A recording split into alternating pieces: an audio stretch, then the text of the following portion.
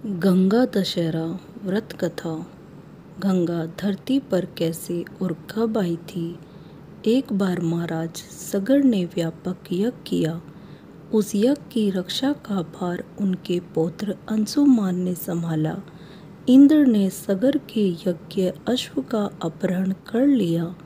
यह यज्ञ के लिए विघ्न था। परिणामत अंशुमान ने सगर की 60,000 प्रजा लेकर अश्व को खोजना शुरू कर दिया। सारा भूमंडल खोज लिया पर अश्व नहीं मिला। फिर अश्व का पाताल लोक में खोजने के लिए पृथ्वी को खोदा गया। खुदाई पर उन्होंने देखा कि साक्षात भगवान महर्षि कपिल के रूप में तपस्या कर रहे हैं।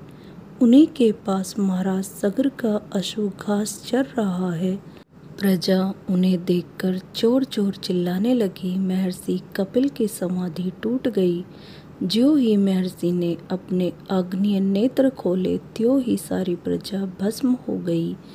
इन मृत लोगों के उद्धार के लिए ही महाराज दिलीप के पुत्र भगीरथ ने कठोर तप किया था। भगीरथ के तप से प्रसन्न होकर ब्रह्मा ने उनसे वरदान मांगने को कहा तो भगीरथ ने गंगा की मांग की। इस पर ब्रह्मा ने कहा, राजन, तुम गंगा का पृथ्वी पर अवतरण तो चाहते हो, परंतु क्या तुमने पृथ्वी से पूछा है कि वह गंगा का भार तथा वेग को संभाल पाएगी। मेरा विचार है कि गंगा के वेग को संभालने की शक्ति केवल भगवान शंकर में है। इसलिए उचित यह होगा कि गंगा का भार एवं वेग संभालने के लिए भगवान शिव का अनुग्रह प्राप्त कर लिया जाए। महाराज भगीरथ ने वैसे ही किया। उनकी कठोर तपस्या से प्रसन्न होकर ब्रह्मा जी ने गंगा की धारा को अपने कमंडल से छोड़ा।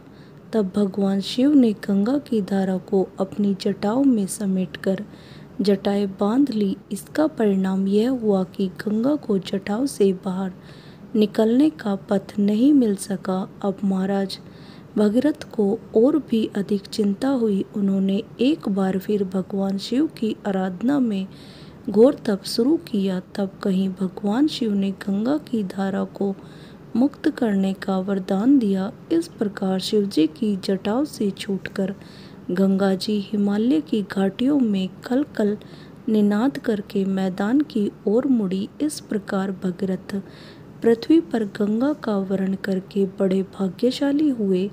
उन्होंने जनमानस को अपने पुण्य से उपकृत कर दिया। युगों युगों तक बहने वाली गंगा की धारा महाराज भगीरथ की कष्टमयी साधना की गाथा कहती है। गंगा प्राणी मात्र को जीवन दान ही नहीं देती, मुक्ति भी देती है। इसी कारण भारत तथा विदेशों तक में गंगा की महिमा गाई जाती है। दोस्तों, आपको हमारी कहानियाँ कैसी लगती है कमेंट्स कर ज़रूर बताएं और ऐसी कहानी सुनने के लिए हमारे चैनल को सब्सक्राइब करें। धन्यवाद। राधे राधे।